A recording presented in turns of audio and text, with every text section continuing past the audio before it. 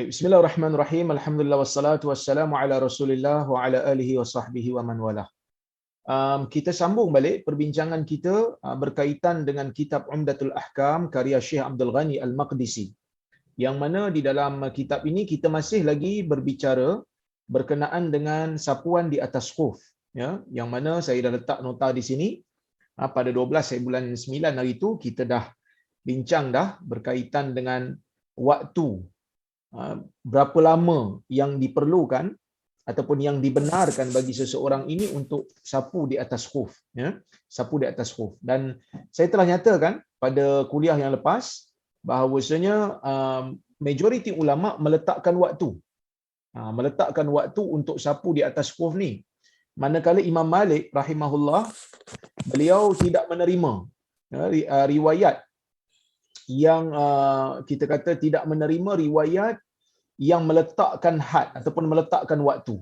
Mereka kata, dia kata di sana setiap orang boleh, orang kata apa, sapu di atas khuf ni bila-bila masa yang dia nak. Bila-bila masa dia nak, dia bolehlah untuk sapu di atas khuf, tidak ada had. Cuma dia kata digalakkan untuk seminggu sekali buka. Tetapi majoriti ulama mereka menggunakan riwayat yang sahih daripada Zir bin Hubaish apabila dia bertanya kepada Safwan bin Assal. Ya, hadis yang sahih, dia mengatakan, Safwan kata Nabi SAW mengarahkan kami kalau nak sapu di atas khuf bagi orang yang bermusafir 3 hari 3 malam, manakala untuk orang yang bermukim sehari semalam. Okey, dalam kuliah yang lepas kita adalah sebahagian daripada sahabat-sahabat kita yang bertanya, kan? Ada sebahagian daripada sahabat-sahabat kita yang bertanya, 3 hari 3 malam tu Ustaz bermula daripada bila dan berakhir bila? Ada juga yang bertanya kalau sehari semalam tu Ustaz bermula sampai bila, berakhir sampai bila? Okey, kita nak tengok dalam kuliah ni, insya-Allah. Baik, waktu permulaan tempoh itu dikira. Kita telah memilih pendapat dalam kuliah yang lepas, saya telah pun mengatakan bahawasanya pendapat majoriti ulama itu yang tepat. Manakala riwayat ataupun hadis yang dipakai oleh mazhab Maliki itu adalah riwayat yang dhaif kerana terdapat perawi yang tidak dikenali dalam sanadnya. Ya, manakala waktu permulaan, bila orang tanya 3 hari 3 malam dan sehari semalam ni, bila nak mulanya? Daripada mana ia bermula? Maka di sini ulama berbeza pendapat. Ya, baik. Majoriti ulama mereka berpendapat bahawasanya waktu bermula 3 hari 3 malam sapuan untuk musafir dan waktu bermula sapuan sehari semalam untuk orang yang bermukim bermula waktu hadas pertama berlaku setelah memakai khuf. Maksudnya bagi mereka, kalaulah kata saya pakai khuf untuk solat zuhur, kata saya ambil wudu, saya basuh muka saya basuh tangan saya sapu kepala, saya sapu telinga, kemudian saya basuh kaki.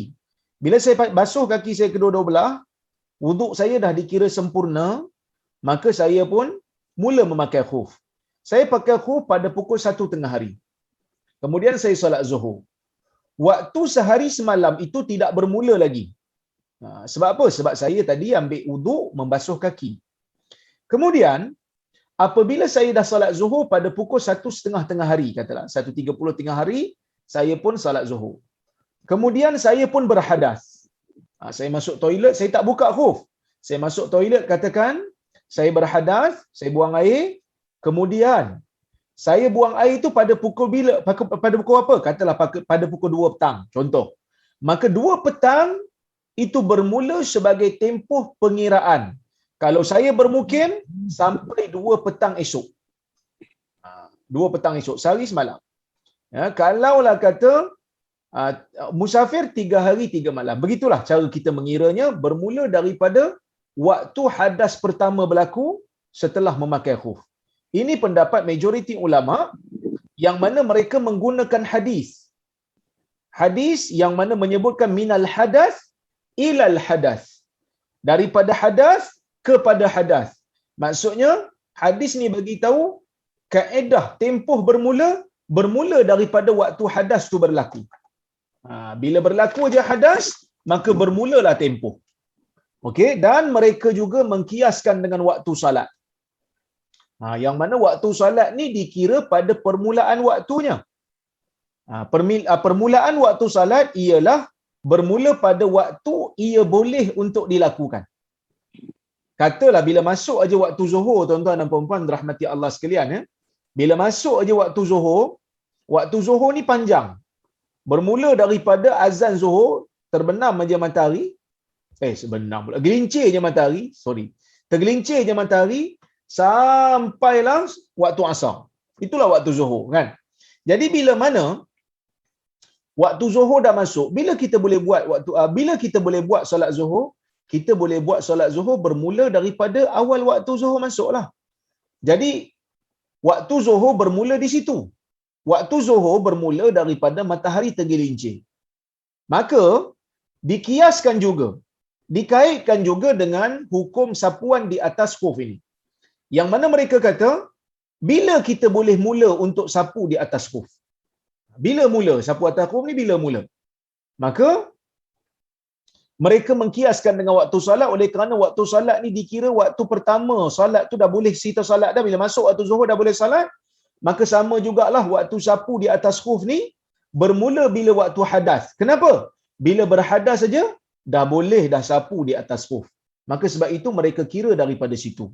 Ini pendapat majoriti ulama, tuan-tuan dan puan-puan yang dirahmati Allah sekalian. Ini adalah pendapat majoriti ulama. Baik, di sana ada pandangan yang kedua. Pandangan yang kedua, mereka mengatakan,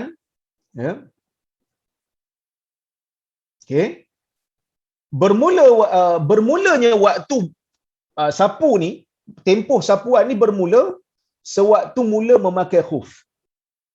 Mula-mula pakai khuf. Tadi kalau katalah saya pakai khuf pukul 1 tengah hari, bermula pada waktu itulah sampai 1 tengah hari esok. Ini pendapat Al-Hasan Al-Basri. Mereka menggunakan riwayat daripada Zir bin Hubaish, yang mana Zir kata, ataitu Safwan bin Assal al-Muradi qultu qad haka fi nafsi al-mashu 'ala al-khuffain fahal sami'ta an-nabiy sallallahu alaihi wasallam yadhkuru fil mashi 'ala al-khuffain shay'a? Qala na'am, amarna Rasulullah sallallahu alaihi wasallam idza kunna safaran aw musafirin alla nanzi'a aw nakhla'a khifafana thalathata ayyam wa layaliyahunna min gha'itin aw wala baul illa min al-janabah. Ya, begitu juga dia kata, Zir bin Hubaish kata, saya jumpa dengan Safwan bin Assal al-Muradi. Dia kata, saya berkata kepadanya, sesungguhnya telah berlaku keraguan padaku. Sesuatu telah, kita kata, aku tertanya-tanya pada diri aku tentang sapuan di atas khuf. Adakah kamu pernah mendengar Nabi sallallahu alaihi wasallam, Rasulullah sallallahu alaihi wasallam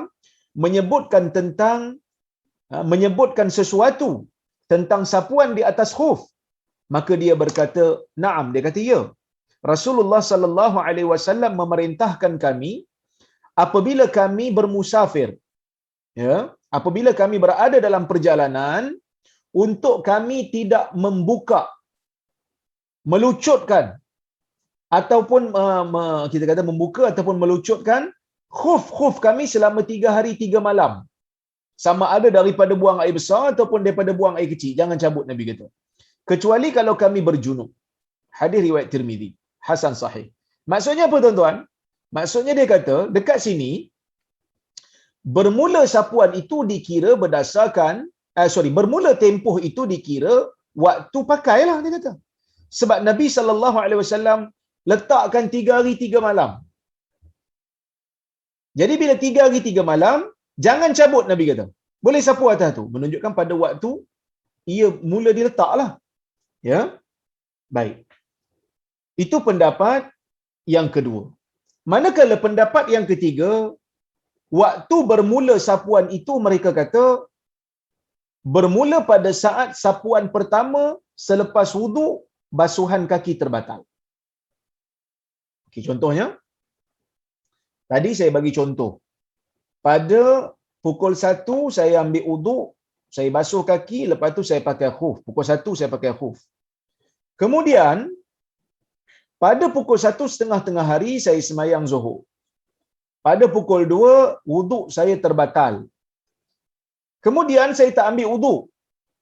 Sebab saya nak buat kerja apa semua, saya tak ambil wuduk, saya tak sapu atas khuf. Bila saya sapu atas khuf? Bila saya nak pergi semayang asar pukul 4, saya masuk dalam toilet, saya buang air sekali lagi, kemudian saya ambil wuduk untuk ready semayang asar. Waktu tu saya tak buka khuf saya tak buka sarung kaki saya ambil wuduk macam biasa. Kemudian bila sampai tang kaki tu, saya sapu di atas khuf pada pukul 4. Maka waktu itu bermula pada pukul 4 sampailah pukul 4 esoknya kalau saya bermukim, kalau saya bermusafir sampai pukul 4 3 hari kemudianlah. Jadi ini adalah pendapat dalam riwayat, ini adalah pendapat Imam Ahmad dalam satu riwayat, pendapat Al-Auza'i dan pendapat Abu Thawr. Inilah pendapat yang Imam Nawawi cenderung padanya. Imam Nawawi dalam kitab Al-Majmu' dia seolah-olah macam setuju dengan pendapat ni. Okey, dalil mereka adalah dalil yang sama yang dipakai oleh mazhab yang kedua tadi, yang mana hadis Zir bin Hubaish juga. Dia kata, aku bertanya Safwan bin Asal tentang sapuan di atas khuf. Maka Nabi SAW pernah memerintahkan kami, kata dia, untuk kami sapu di atas khuf.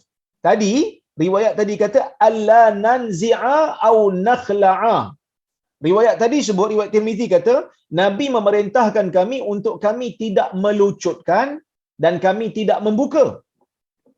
Riwayat ni kata, Nabi SAW pernah memerintahkan kami kalau kami bermusafir supaya kami sapu di atas khuf kami dan kami tidak buka selama 3 hari.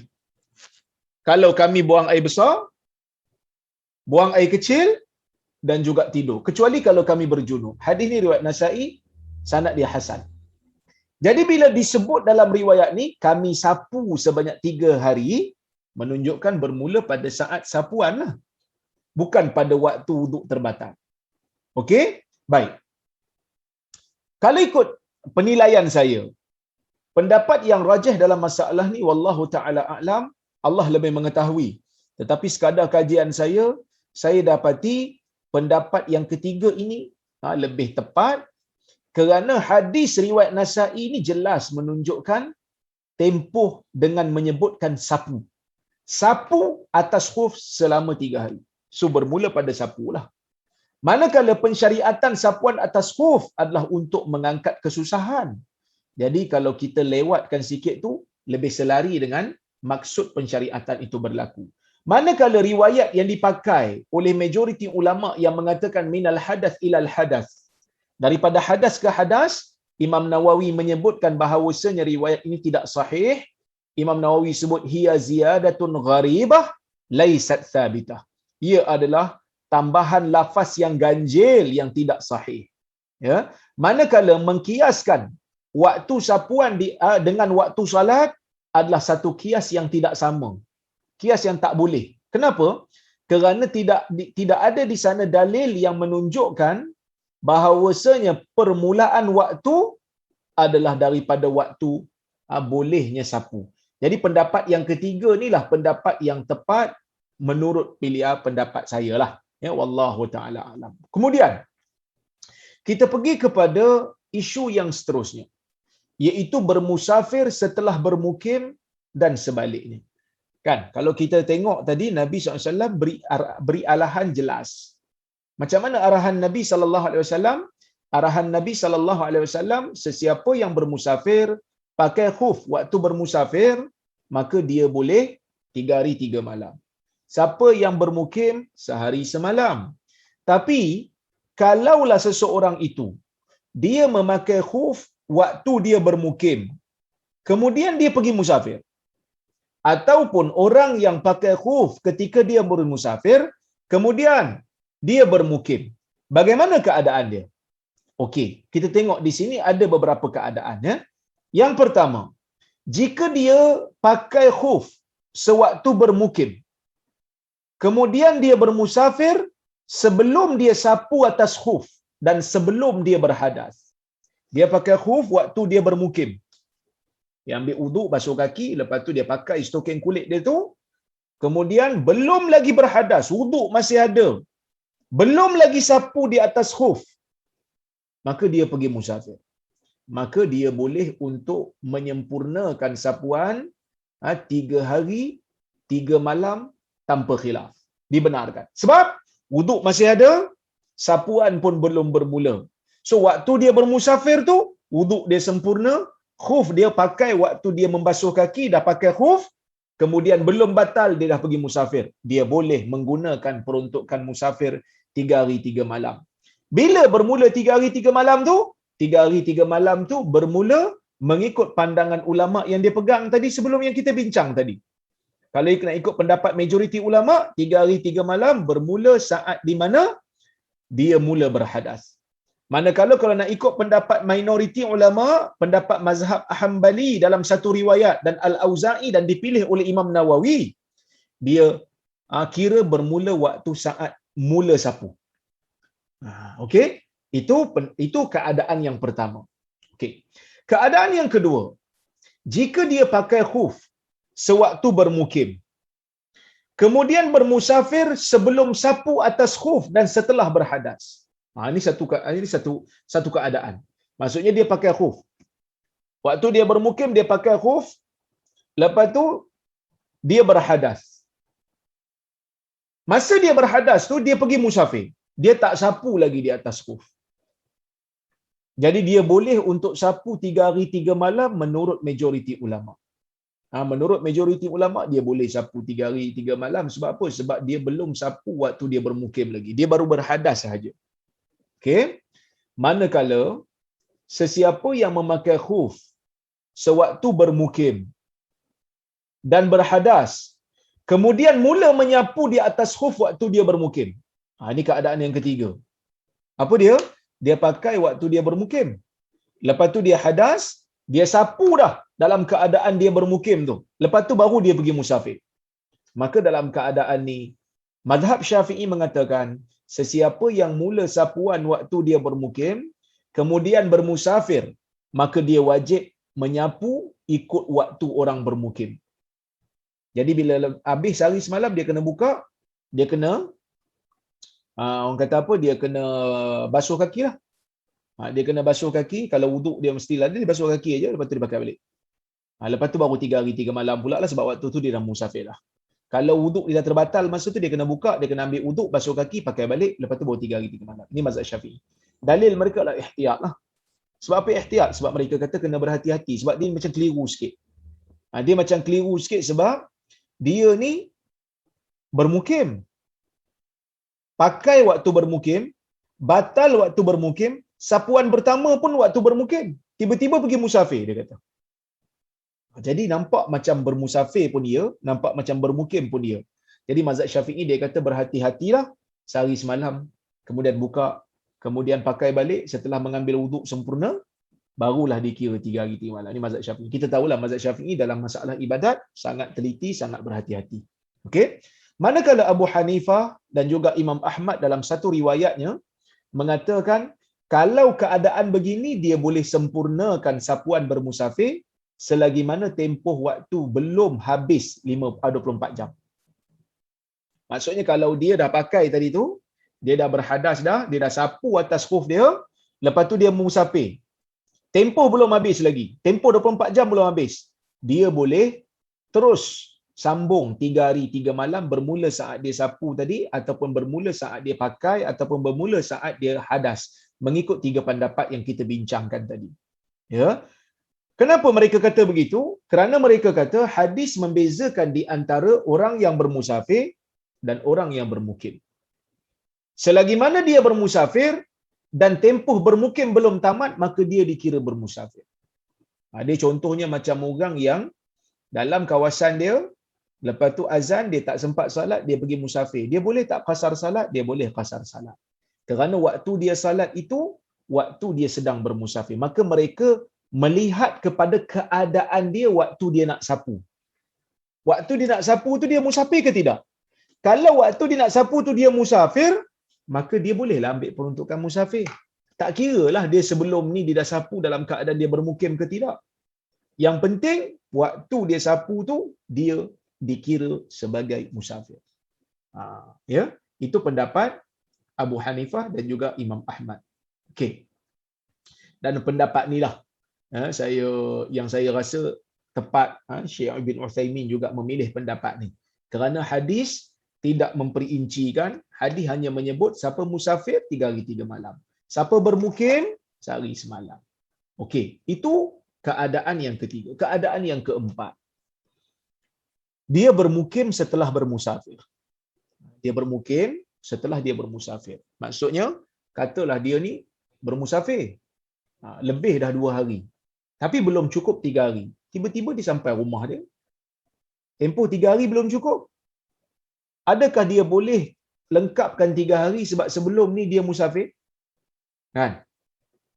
Adakah dia dikira musafir? Jawapannya dia wajib ikut sapuan bermukim. Sebab dia telah menyapu lebih daripada 24 jam ketika bermusafir. Maka bila dia bermukim, dia tak boleh lagi sambung sapuan dia sebab dia dah kira musafir. Waktu dia sapu tu dia musafir. Maka tak boleh lebih daripada 24 jam. Habis tu yang tadi lebih daripada 24 jam, tadi waktu dia sapu tu dia bermusafir. Sekarang dia dah dikira bermukim. Yang seterusnya, keadaan yang kelima, bermusafir setelah tamat tempoh sapuan mukim. Katalah tadi, dia pakai pukul 1 tengah hari, dia batal pukul 2 petang, dia sapu yang pertama pukul 4 petang. Sampai katalah dia pegang pada pendapat yang ketiga tadi yang saya sebut tadi, pendapat Imam Ahmad dalam satu riwayat dan Auza'i, pendapat yang Imam Nawawi kata pendapat yang kuat mengikut dalil dalam Al-Majmu', dia ambil pukul 4 tu. Dia sapu kali pertama pukul 4 petang. Kali kedua pukul 7 malam. Kali ketiga pukul 8 malam. Sampai pukul 4 petang esok habis waktu. Waktu sapuan dah habis. Bila sapuan mukim dah habis, dia pergi musafir. Wajib tak dia buka untuk basuh kaki dia? Wajib dia buka untuk basuh kaki dia sebab tempoh bermusafir sudah pun tamat. Maka dia wajib tanggalkan khuf dan berwuduk, basuh kaki macam biasa, pakai balik, barulah dapat peruntukan 3 hari 3 malam. Okey? Boleh faham Baik.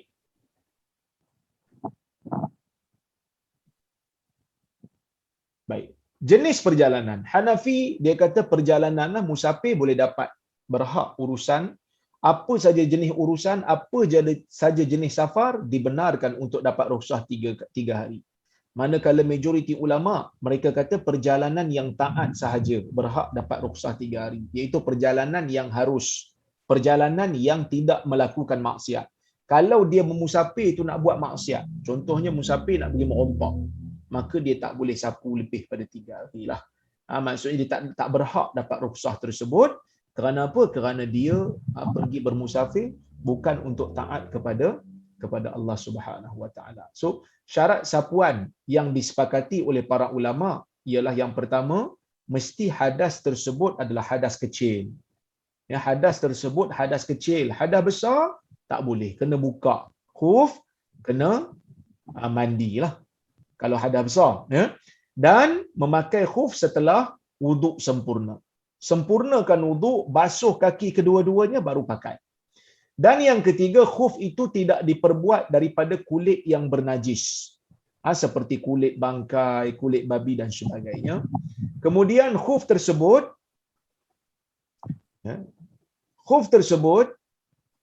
sekejap saya mute kan, ada gangguan suara. Okay. Khuf tersebut, dia perlu menutup kawasan wajib basuhan anggota kaki. Kalau dia bawah pada buku lali, ataupun tumit terkeluar, ataupun jari semua keluar, itu tak boleh kita sapulah. Dan boleh berjalan dengan khuf tersebut dan tidak tertanggal. Ini syarat yang disepakatilah. Okey. Manakala di sana ada syarat yang diperselisihkan oleh para ulama. Ya. Yang pertama, dia kata khuf itu mesti bebas daripada koyak. Khuf yang disyaratkan oleh sebahagian ulama, dia kata bebas daripada koyak. Kalau khuf tu koyak tak boleh.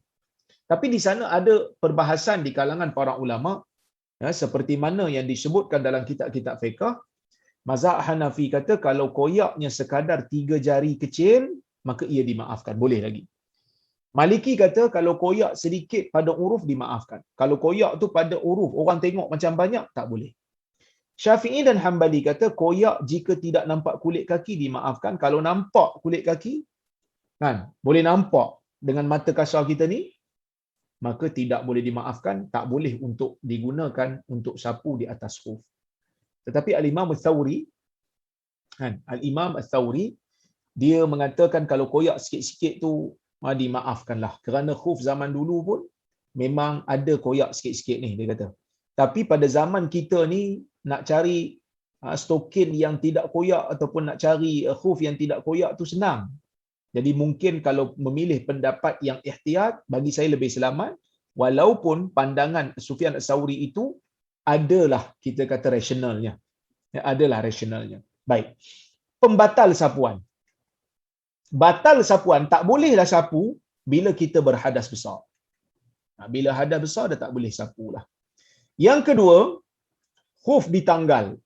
Tak kiralah tanggal sebelah atau tanggal kedua-duanya pada majoriti ulama. Okey? Baik. Bila khuf ditanggal dah tak boleh pakai baliklah, melainkan kita kena ambil wuduk baliklah. Okey. Dah tak boleh pakai balik untuk sapu balik, tak boleh dah sebab kita dah tanggal. Okey, jika ditanggal, apa yang perlu kita buat? Bila kita dah tanggal khuf tu, apa yang perlu kita buat? Okey. Jika tidak berhadas, maksudnya masa dia ada wuduk, dia dah sapu atas khuf, lepas tu dia tanggalkan khuf dia, adakah wuduk terbatal? Kalau ikut mazhab Syafi'i, tak terbatal. Sebab wuduk dia still ada. Wuduk dia masih ada, yang dia dah basuh muka, dah basuh tangan, dah sapu kepala, sapu telinga, tang kaki dia sapu atas khuf, kan? Lepas tu dia cabut khuf dia. Adakah wuduk dia terbatal? Mazhab Syafi'i kata tak. Dia cuma perlu basuh kaki je. Dia cuma perlu basuh kaki. Ini pendapat Syafi'i dan pendapat Hanafi. Mereka berkata, jika khuf ditanggalkan, maka wuduk di kaki perlu disempurnakan. Ini saya betulkan juga dia punya ejaan, ya. Perlu disempurnakan. Maka perlu kepada basuhan pada kaki. Kita perlu basuhlah kaki tu. Ya, maka perlu basuhan pada kaki kita. So, sebab tu mereka meletakkan syarat bila tercabut saja dalam keadaan kita masih tidak berhadas. Kita dah sapu atas khuf tadi, basuh aja kaki tu. Tak perlu untuk kita ambil wuduk semula. Okey. Yang kedua mereka kata, sapuan atas khuf adalah gantian kepada basuh kaki. Jika gantian dicabut, maka wajib melaksanakan yang asal iaitu basuh kaki. Kita sapu atas khuf tadi kan ganti basuh. Asalnya wuduk ni basuh kaki. Dibenarkan oleh Allah Azza wa Jalla kepada kita untuk kita sapu di atas khuf sebab kita pakai lapik pada kaki. Tempat yang wajib dibasuh tu kita tutup. Maka sebab tu dibenarkan kita sapu. Dengan nas syarak, kita dibenarkan untuk sapu di atas khuf. Tiba-tiba kita cabut benda yang menyebabkan gantian tu boleh. Maka bila gantian, perkara yang menyebabkan gantian itu telah hilang, kembalilah yang asal, kenalah basuh kaki. Ini pendapat mazhab Syafi'i dan juga Hanafi. Adakah basuh kaki itu perlu dilakukan segera? Menurut mereka tak perlu segera. Kerana apa? Kerana mazhab Syafi'i tidak meletakkan syarat, orang kata tidak mewajibkan syarat mualah, tidak meletakkan mualah berturut-turut dalam wuduk ni sebagai rukun. Mereka kata ia digalakkan tapi bukan rukun. Maksudnya kalau boleh nak dilewatkan pun tak apa. Manakala mazhab yang kedua, mereka kata siapa yang menanggalkan khuf, ia akan menyebabkan wuduk terbatal. Ini pendapat mazhab Hambali. Dalil mereka kata sapuan adalah ganti kepada basuhan. Apabila khuf dicabut, maka wuduk menjadi tidak sempurna. Oleh itu batallah wuduk. Sebab apa batal wuduk? Sebab tiada mualah. Dahlah tak sempurna wuduk sebab tadi tak basuh kaki. Pasal apa tadi sah? Tadi sebab ada benda yang menggantikan. Sekarang benda yang menggantikan tu dah tak ada. Jadi bila benda yang menggantikan dah tak ada, wuduk diambil tak sempurna dan tidak ada mualah. Sebab mazhab Hambali meletakkan syarat mualah. Ni kita dah bincang dah dalam kuliah-kuliah yang lepas ni. Mazhab Hambali meletakkan mualah. Apa itu mualah? Berturut-turutan. Mereka kata yang ni rukun. Sebab mereka kata Nabi SAW mengambil wuduk memang mengikut turutan. Tak ada tangguh-tangguh. Manakala di sana ada riwayat yang kita dah buktikan sebelum ini, di sana ada riwayat Ibnu Umar yang menunjukkan pandangan mazhab Syafi'i itu betul dan tepat. Tapi ini pendapat mereka lah. Kalau tercabut aja khuf, maka wuduk menjadi batal. Okey. Ya. Pendapat yang ketiga adalah pendapat Maliki. Mereka kata jika basuh kaki segera sejurus selepas khuf ditanggalkan, maka wuduknya sah. Jika lambat, katalah khuf dia cabut, lepas tu cepat-cepat dia pergi basuh kaki dia, okey, mazhab Maliki kata no problem, boleh. Tapi kalau lambat, dia kena ambil wuduk baliklah. Ini pendapat Maliki. Dalil mereka adalah wuduk telah sempurna dengan sapuan. Apabila penyebab sapuan hilang, maka perlu segera basuh kaki yang merupakan hukum asal. Ini pendapat Maliki. Dia beza sikit dengan Hambali. Hambali melihat kepada wuduk yang asal tu dah ambil lama dah. Kan? Lepas tu penyebab gantian tiba-tiba hilang, maka kena ambil wuduk balik. Maliki kata, bila gantian tu hilang, cepat-cepatlah pergi basuh. Cepat-cepatlah pergi basuh kaki. Baru dapat berturut-turutan pada basuhan kaki tu. Itu pendapat Maliki lah. Manakala, pendapat yang keempat. Ni pendapat ni adalah pendapat Ibn Taymiyah, pendapat Ibnul Munzir, pendapat Imam Nawawi pun cenderung pada pendapat ni. Pendapat ni juga dipilih oleh Ibn Utsaimin. Dia mengatakan bahawasanya wuduk sah dan tidak terbatal. Wuduknya sah dia kata dan tidak terbatal. Sebab apa mereka kata sah? Sebab mereka kata wuduk yang kita ambil tadi tu telah sempurna. Kita dah ambil basuh tangan, basuh muka, basuh tangan, sapu kepala, sapu telinga, sapu atas khuf. Wuduk sempurna tak? Sempurna. Bukti apa wuduk sempurna? Buktinya ialah apabila kita boleh salat dengan wuduk tu. Walaupun kita tak basuh kaki, kita sapu je atas khuf. Sah tak? Sahlah wuduk tu. Sebab tu kita boleh salat dengan wuduk tu. Kalau wuduk tu tak sah, dah tentu kita tak boleh salat dengan wuduk tu. Maka wuduk tu sah. Bila wuduk sah, wuduk telah sah dengan yakin, kata mereka. Wuduk sah dengan yakinnya. Manakala batal ataupun tidak wuduk tu, mereka kata tak ada dalil. Mereka kata tak ada dalil yang mengatakan, tak ada dalil yang jelas daripada syarak, daripada nas yang menunjukkan bahawasanya wuduk itu telah terbatal. Jadi kekallah yang asal, mereka kata. Kekallah kepada yang asal, iaitu wuduk masih ada, iaitu mereka menggunakan kaedah istishab. Apa itu istishab? Istishab mereka menggunakan kaedah mengekalkan sesuatu perkara, mengekalkan sesuatu perkara seperti mana asalnya sehingga datang dalil yang merubahnya. Kalau tak ada dalil yang merubah, kekalkan kepada yang asal. Inilah pendapat mereka.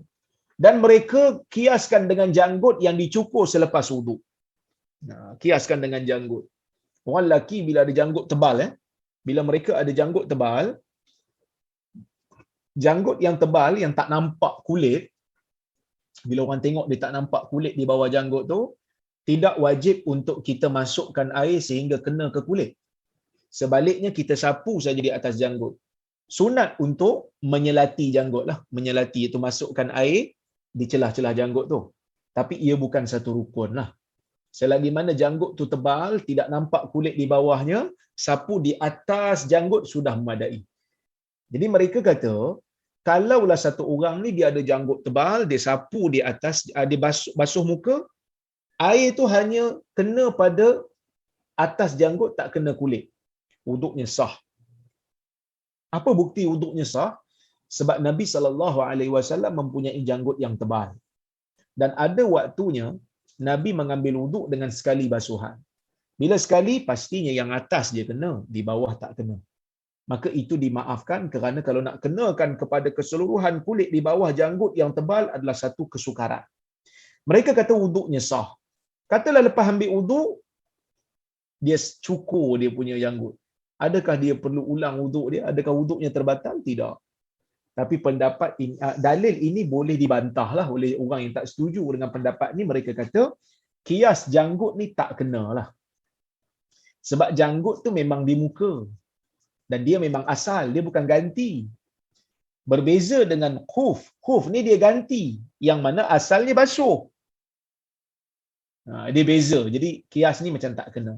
Dalil paling kuat yang mereka ada ialah asar daripada Ali bin Abi Talib, iaitu perbuatan Ali bin Abi Talib seperti mana yang dinukilkan oleh Al-Imam Al-Baihaqi dalam As-Sunan Al-Kubra, yang mana Al-Baihaqi meriwayatkan daripada Abu Zabian. Dia kata, aku melihat, dia kata, ra'aitu Ali bin Abi Talib birrahbah bala qa'ima hatta ad'a fa'utiya bikuzin min ma' faghasala yadayhi wastanshaq wa tamadmad wa ghasala wajhah wa dhira'aihi wa masaha bi ra'sihi thumma akhadha kaffan min ma' fawada'ahu ala ra'sihi hatta ra'aitu al-ma' yanhadiru ala lihyatihi thumma masaha ala na'layhi thumma uqimatis salah fakhala'a na'layhi thumma taqaddama fa amman nas.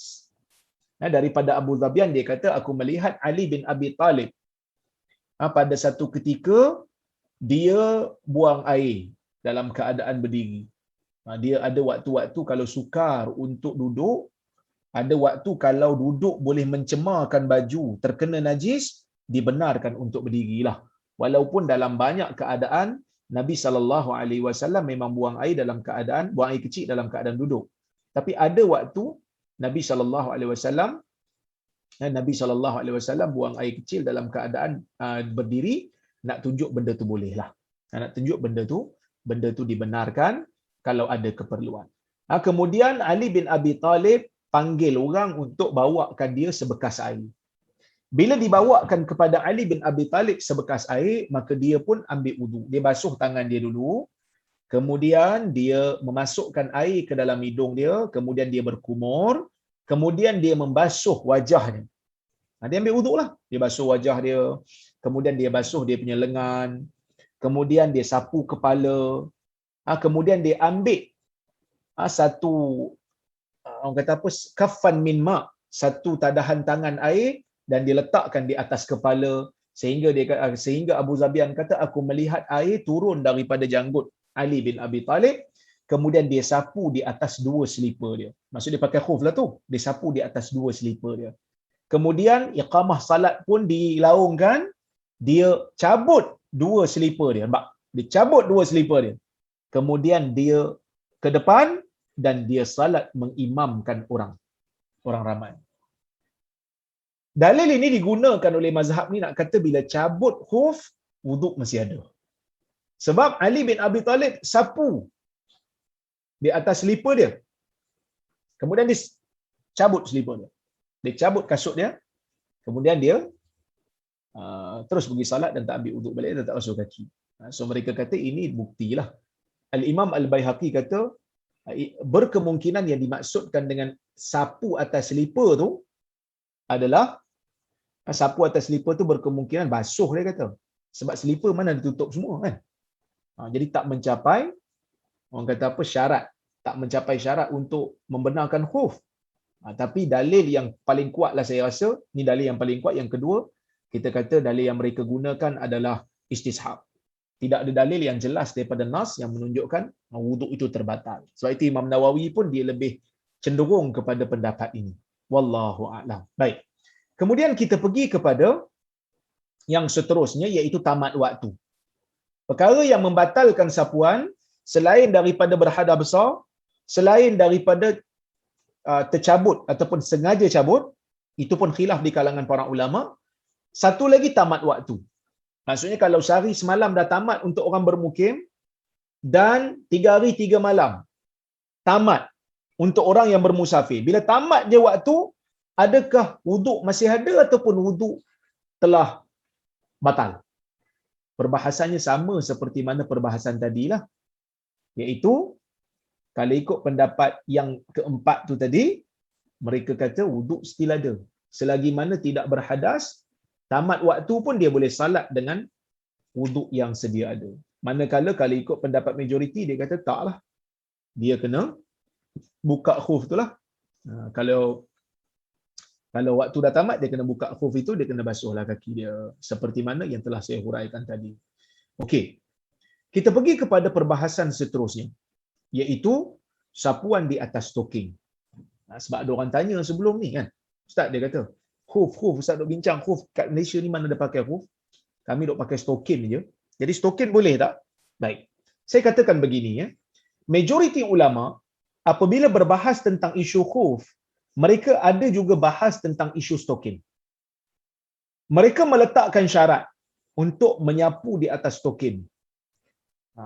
Syarat yang diletakkan oleh mazhab Syafi'i, nak dijadikan sesuatu itu mengambil hukum khuf, benda tu mesti kalau kita sapu dia tak tembus air. Tapi stokin yang ada kat kita sekarang ni, yang kain yang nipis ni, memang kalau kita sapu, air tembus ke bawah lah. Jadi kalau ikut mazhab Syafi'i tak boleh. Manakala mazhab Hanafi pula, dia meletakkan syarat, dia kata, nak jadikan sesuatu itu boleh disapu di atasnya, mesti kita boleh berjalan, berjalan dengan dia, tanpa pakai kasut, jalan dengan dia, sejarak 5.4 km. Tanpa tercabut, tanpa rosak. Jadi, kalau ikut syarat mazhab Hanafi, syarat mazhab Syafi'i ni, memang stokin kita ni tak lepas lah. Tak lepas syarat untuk sapu. Jadi sebab itu, kita jarang dengar. Di Malaysia ni, kita jarang dengar lah. Dan jarang tengok orang sapu di atas stokin, kerana berkemungkinan mereka belajar dengan syekh yang bermazhab Syafi'i. Kita menghormati pendapat mazhab Syafi'i kerana memang daripada asal kita tahu dah mazhab Syafi'i memang dalam bab ibadat, dalam banyak bab lah mazhab Syafi'i sangat berhati-hati. Sangat teliti dan sangat berhati-hati. Tapi kalau kita pergi ke negara Arab, kita akan dapati di sana ramai orang-orang Arab ni yang sapu di atas stokin. Sapu di atas stokin dia. Kenapa? Kerana mereka mengikut pendapat sebahagian ulama. Okey, kita tengok pendapat ulama mana yang membenarkan sapu di atas stokin. Okey, baik. Pendapat yang pertama yang membenarkan adalah mazhab Hambali. Hambali membenarkan sapuan di atas stokin jika ia tebal dan tidak menampakkan kulit kaki. Maksudnya dua syarat mereka letak. Yang pertama tebal. Tebal ni apa dia? Boleh berjalan. Boleh berjalan menggunakan ni tak lucut. Dan tidak menampakkan kulit kaki. Maksudnya tak terlalu nipis, tak nampaklah kulit kaki kat bawah tu. Dalil mereka kata di sana ada riwayat daripada beberapa orang sahabat, ramai sahabat, 9 orang sahabat melakukan sapuan di atas stokin.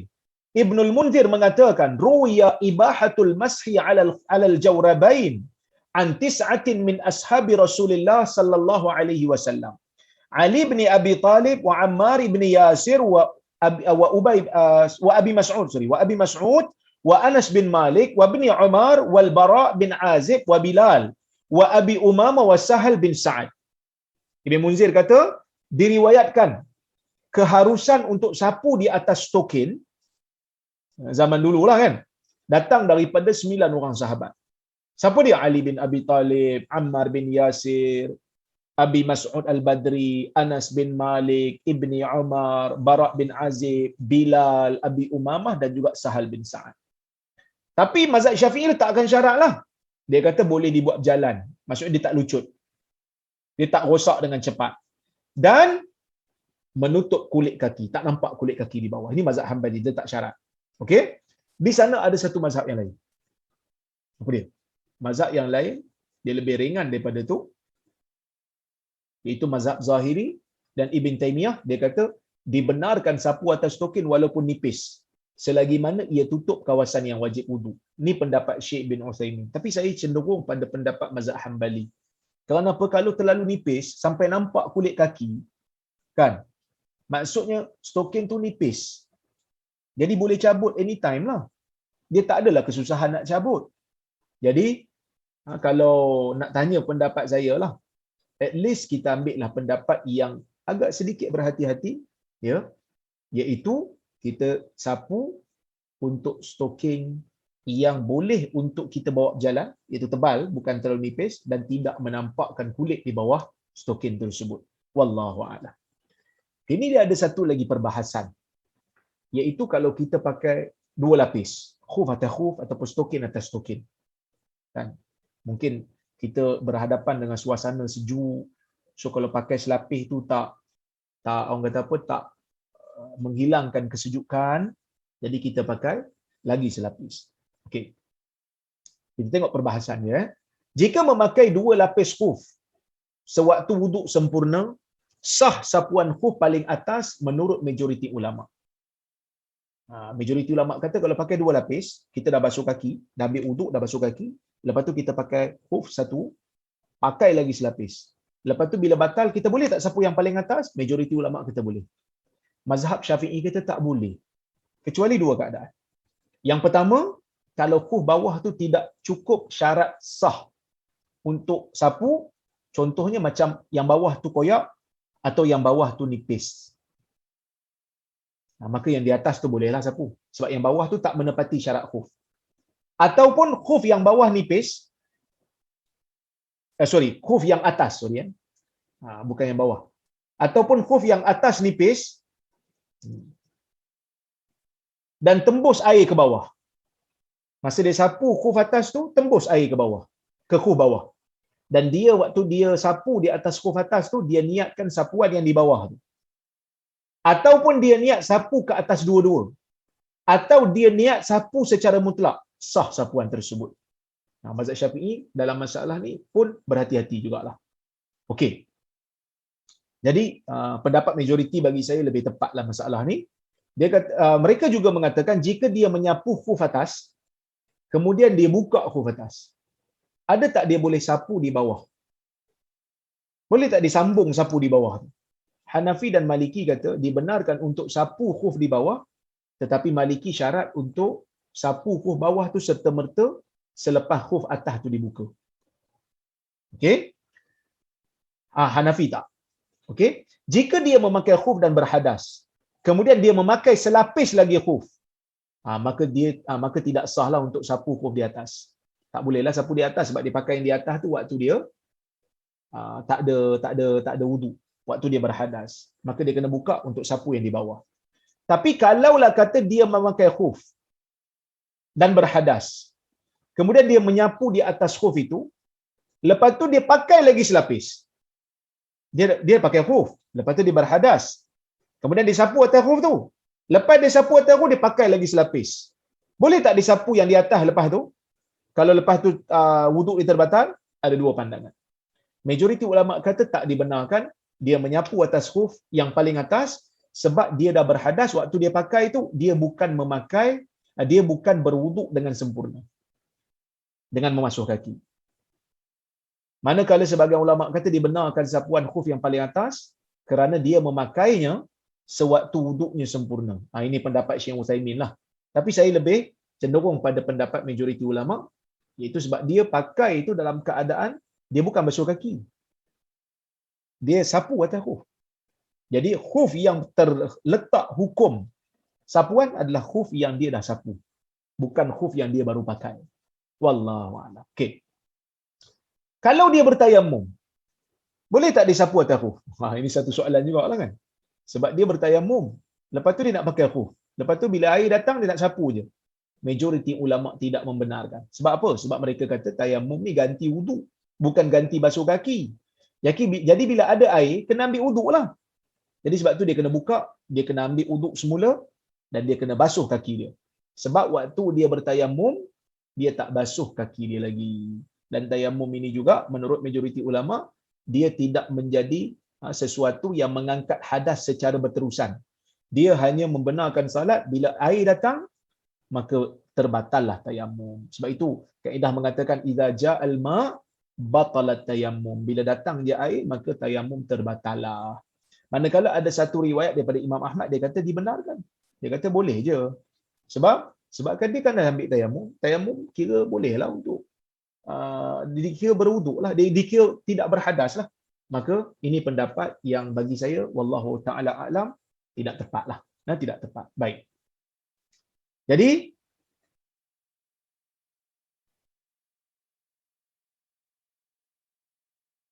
Saya kira itu je yang saya boleh sampaikan pada malam ini.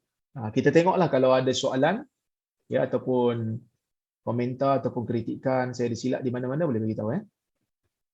Sebab kadang-kadang kita ni tak sedar kita terlepas cakap dan sebagainya. Baik. Oh, banyak ni.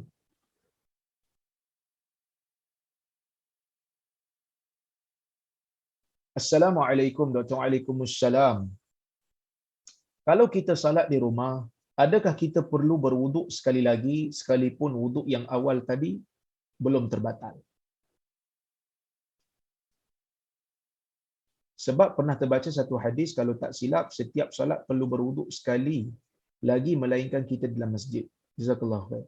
Saya tidak tahu hadis itu, tetapi kalau kita melihat kepada hadis Nabi sallallahu alaihi wasallam menyebutkan innallaha la yaqbalu salata ahadikum idza ahdatha ma lam yatawadda. Gitulah lebih kurang hadisnya, yang mana Nabi sallallahu alaihi wasallam mengatakan Allah Subhanahu wa taala tidak menerima salat kita ni, salat salah seorang daripada kamu, salat ahadikum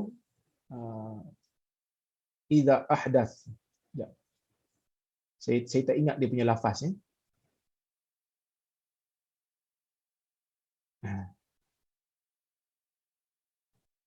La yaqbalullahu salata ahadikum idza ahdatha hatta yatawadda.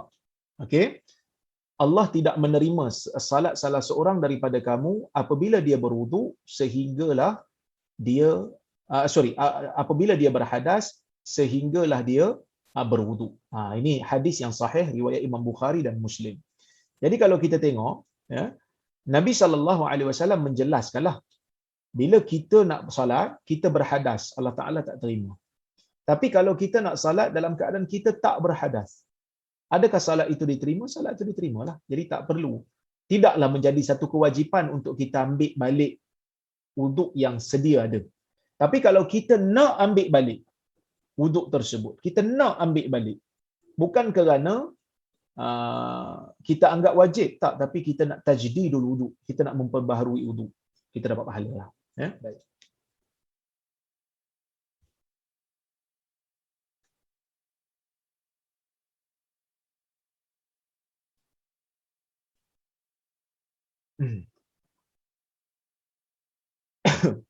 Tengok yang lain.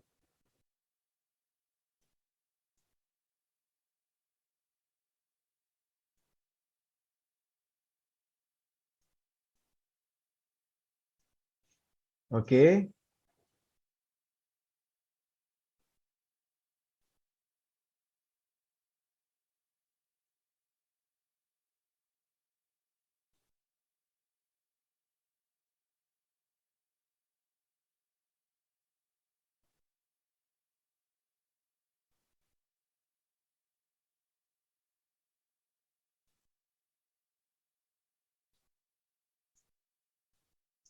Oh, ni ada satu soalan berkenaan dengan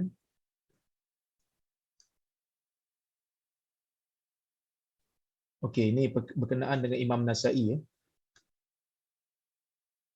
Ya, Assalamualaikum Dr. Waalaikumsalam. Minta penjelasan berkenaan teks Imam Nasa'i dalam Sunan Sughra iaitu Al-Mujtaba. Apakah maksud Imam Nasa'i bila mana meriwayatkan daripada gurunya Al-Harith bin Miskin, beliau meletakkan qira'atan alaih wa ana asma'. Qira'atan alaih wa ana asma' ni maksudnya orang lain baca dan dia dengar. Orang lain baca dan dia dengar.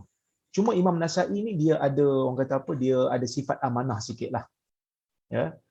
Biasanya dalam penyampaian hadis ni dia yang glamour di zaman periwayatan hadis adalah as-sama'. Sama' ni maksud syekh baca, anak murid dengar. Biasanya mereka akan guna perkataan haddatsana ataupun sami'tu ataupun akhbarana.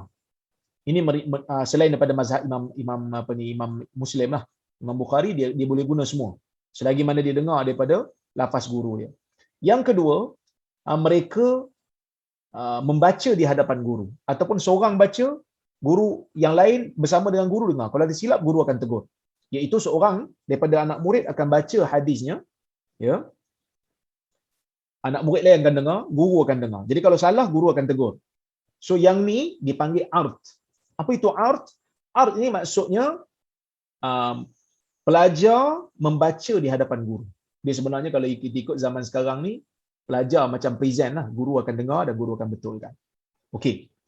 Haris bin Miskin ni adalah guru Imam An-Nasa'i. Guru Imam Nasa'i. Kalau kita tengok dalam apa? Dalam Sunan Nasa'i memang ada lafaz-lafaz yang berbeza. Contohnya macam akhbarana al-Harith bin Miskin qira'atan alaihi wa ana asma'. Haris bin Miskin mengkhabarkan kepada kami orang lain baca, anak murid lain baca dan saya dengar. Kadang-kadang ada dia kata haddatsan al-Harith bin qira'atan alaihi wa ana asma'. Orang lain baca saya dengar, dia kata. Tapi kadang-kadang ya ada juga dikatakan quri'a 'ala al-Harith bin Miskin wa ana asma'. Dibacakan pada Haris bin Miskin dan saya dengar. Kan? Sebab apa? Sebab Haris bin Miskin ni dia dengan Nasa'i, dengan Imam Nasa'i dengan Haris bin Miskin ni dia ada macam berbeza pendapat sikit. Dia ada macam orang kata apa? Berbeza pendapat, orang kata apa? Bertegang uratlah sikit. Jadi Imam Nasa'i tetap menghadiri majlis dia, tapi Haris bin Miskin tak nampak. Oleh kerana Imam Nasa'i ni warak, orang kata apa? Amanah dalam menyampaikan ilmu, maka sebab itulah bila dia mendengar Haris bin Miskin baca ataupun orang lain baca, dia akan kata quri'a 'ala al-Harith bin Miskin qira'atan alaihi wa ana asma'. Dibacakan pada Haris bin Miskin dan saya mendengar. Okey. Jadi maksudnya Imam Nasa'i memang amanah dalam menyampaikan. Okey, sebab tu dia tak sebut haddatsana, sebab dia tak dengar langsung. Maksudnya dia bukan dengar langsung, maksud dia dengar dalam keadaan Haris tak perasan dia ada dalam majlis. Okey.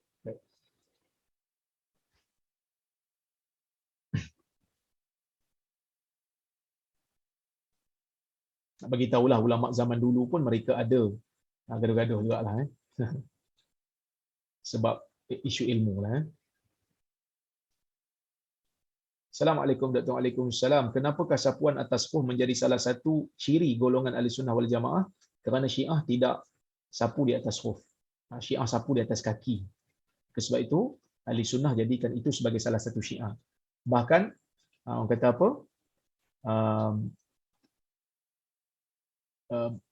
Isu akidah ni isu jiwa. Isu akidah ni isu jiwa. Jadi orang tak tahu engkau Syiah ke ataupun kau tak Syiah. Melainkan kalau kau mengaku.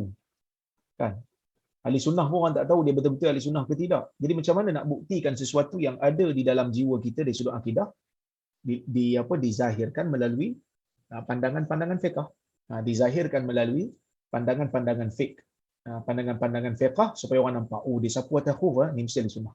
Macam itulah. Baik.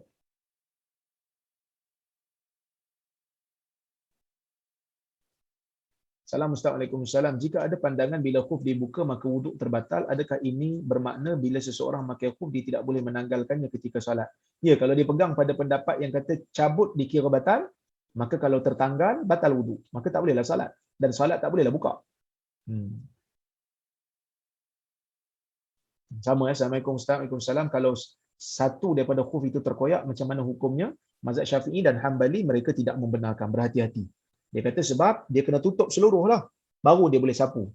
Manakala Abu Hanifah kata kalau sekadar 3 jari kecil okey. Kan? Tapi Sufyan Tsauri kata kalau koyak tapi masih lagi boleh berjalan dengannya dia kira okey. Tapi Sufyan Tsauri punya pendapat ni bagi saya lebih logik lah, kerana khuf di zaman sahabat dulu bukan semuanya khuf yang mereka bukannya kaya ke semuanya, ada juga yang miskin. Jadi sebab itu dia kata kalau koyak sikit-sikit selagi boleh jalan padanya dikira okey. Wallah. Tapi kalau nak pilih pendapat yang selamat, ambil Hambali dan Syafi'i. Itu selamat. Tak ada siapa nak kecam kita lah. Ya, baik.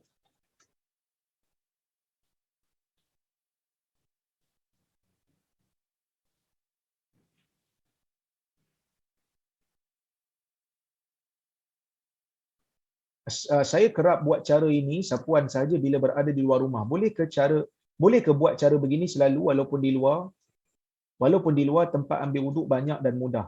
Tidak menjadi masalah kerana ini adalah rukhsah.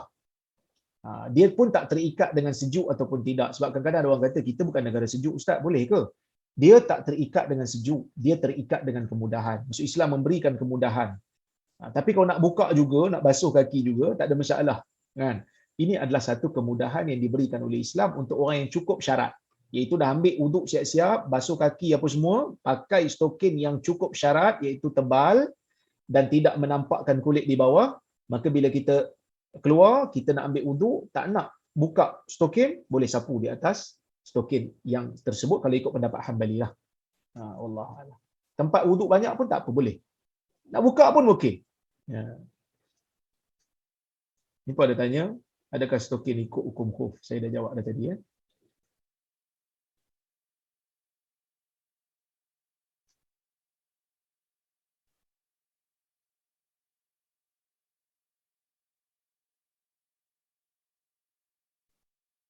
Assalamualaikum Dr. Waalaikumsalam. Bolehkah lafaz tahiratain dalam hadis Mughirah diertikan bersih dari najis? Sebatas dicuci saja. Bukan bersih dari hadis, bukan bersih dari hadas kot. Berwuduk. Ini soalan yang sukar juga nak dijawab ni. Kebanyakannya ulama letak tahiratain tu maksudnya adkhaltuhuma tahiratain. Aku masukkan dia dalam keadaan dia suci. Maksudnya suci daripada hadas. Bukan suci daripada wuduk. Bukan suci daripada najis. Sebab kalau suci daripada najis itu yang betul dalam riwayat hadis itu, maknanya Nabi SAW ada ketikanya masukkan kaki dalam keadaan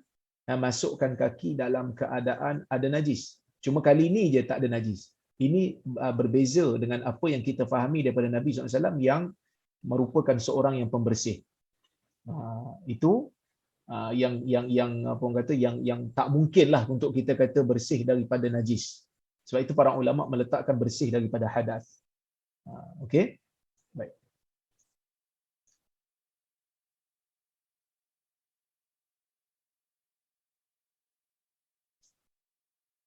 Afwan Ustaz, sekarang ada yang waterproof socks. Kalau waterproof tu ikut mazhab Syafi'i pun okey lah sebab dia waterproof. Dia menghalang air. Kalau ikut mazhab Hanbali dia tak syarat menghalang air tu. Dia syarat tebal, boleh berjalan dan tak lucut. Kemudian dia letak jangan nampak warna kulit. Okey. So mazhab Hanbali agak lebih ringan lah. Kalau ikut mazhab Zahiri, Ibn Taymiyah lagilah. Nipis sampai nampak kulit di bawah pun dia okey. Tapi saya nampak agak bermudah sikitlah pandangan tu. Baik. Assalamualaikum Ustaz. Waalaikumsalam. Saya nak tanya. Nabi telah tinggalkan agama ini dengan sempurna. Tetapi kenapa boleh berlakunya perbezaan pendapat dalam sesuatu isu? Sempurnanya Islam ini apabila dia meletakkan dalil-dalil yang menerima tafsiran supaya boleh untuk ulama berijtihad mengikut isu-isu semasa di zaman mereka. Dan perbezaan pandangan ini menunjukkan bahawasanya Islam menggalakkan ulama-ulama, sarjana-sarjana Islam, ilmuan-ilmuan Islam untuk berfikir menggunakan akal fikiran yang diberikan oleh Allah kepada mereka. Kan Allah Taala suruh kita berfikir, merenung, menilai. Jadi di antara syarat, di antara orang kata apa, ruang untuk mereka berfikir, berijtihad dalam isu-isu fiqh. Kita bersama dalam isu-isu usul akidah, ya. Tetapi kita boleh berbeza dalam isu-isu fiqh dan kadang-kadang fiqh perbezaan pandangan dalam fiqh ini memberikan kita kata memberikan keluasan kepada umat untuk memilih pandangan yang terbaik. Okey? Baik. Adakah kasut-kasut but termasuk dalam istilah khuf? Kalau menutup buku lali ya. Kalau menutup buku lali dia termasuk macam kasut askar kan. Nak buka kan susah. Kalau pakai kasut dalam keadaan dah siap basuh kaki, boleh sapu di atas but askar tu. Kerana dia menutup buku lali, menutup kaki semua sekali. Assalamualaikum warahmatullahi wabarakatuh. Benarkah Syiah tidak menerima hadis sapuan di atas khuf? Ya, betul. Mereka tidak menerimanya. Assalamualaikum Ustaz. Waalaikumsalam. Tentang musafir. Saya nak tanya tapi lari topik sikit. Kalau musafir yang mana afdal? Menjamak dan qasarkan salat atau qasarkan salat tanpa menjamakkan salat? Saya katakan begini ya. Kalau musafir kita cukup perjalanan, cukup kilometernya, maka kita dibenarkan untuk jamak dan kita dibenarkan untuk qasar. Tetapi mana yang afdal? Qasar lebih afdal daripada tamam. Dan tidak jamak lebih afdal daripada tidak jamak lebih afdal daripada jamak. Walaupun kedua-duanya dibenarkan, tetapi qasar lebih utama daripada tamam, ya. Dan tidak jamak lebih utama daripada apa? Tidak jamak lebih utama daripada jamak. Kecuali kalau kita salat di belakang orang yang tamam, maka kita wajib tamam. Walaupun kita kata afdal qasar, tapi kalau kita salat di belakang imam yang tamam, kita wajib tamam. Kita tak boleh qasar. Okey? Sebab Ibn Abbas pun kata sunnat Abi Qasim. Ini adalah sunnah Abil Qasim sallallahu alaihi wasallam. Assalamualaikum doktor. Waalaikumsalam. Maaf lari tajuk. Adakah benar dua kategori munafik? Munafik ni ada dua. Satu munafik akidah, satu munafik amal. Munafik akidah ni yang berada di bawah sekali dalam neraka, yang berada di zaman Nabi SAW, yang ni dalam jiwa kita tak nampak. Satu lagi munafik amal. Munafik amal ni apa dia? Dia beriman. Dia beriman kepada Allah, dia beriman kepada Rasul, tapi amalan dia tu amalan orang munafik.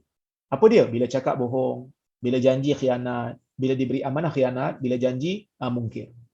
Wallah.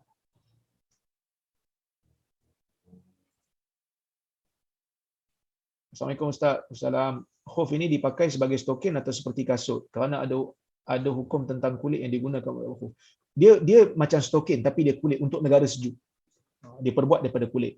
Cuma zaman sekarang ni kalau tuan pergi ke negara-negara macam Jordan, negara-negara sejuk ni, memang ada khuf. Memang ada khuf yang diperbuat daripada kulit. Bu askar, adakah dianggap sebagai khuf? Dia mengambil hukum yang sama sebab menutup buku lali. Wallahu ta'ala alam. Terima kasih banyak pada semua. Ya.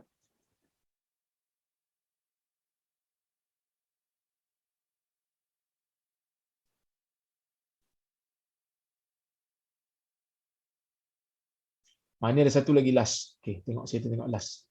Dia kata, Assalamualaikum warahmatullahi wabarakatuh. Maaf nak tanya sikit, misal kata saya sampai di RNR nak salat jamak qasar, mereka salat zuhur lengkap. Bolehkah saya ikut imam tersebut? Dan selepas bagi salam, saya naik dan tambah lagi 2 rakaat. Bila kita ikut imam yang tamam, kita kena tamam. Tak boleh qasar. So, bila dia orang solat 4, walaupun kita masbuk, kita cukupkan 4. Lepas tu baru kita, kalau kita nak jamak, kita boleh salat lepas tu qasar. Wallahu a'lam. Terima kasih banyak. Saya berhenti dulu di sini. Minta maaf terkasar bahasa tersilap kata. Minta maaf ada masalah teknikal tadi. Terima kasih kepada Nur Islam Academy. Terima kasih kepada tuan-tuan yang hadir pada malam ini. Aqulu qawli hadza wa astaghfirullahal azim li wa lakum. Wassalamualaikum warahmatullahi wabarakatuh.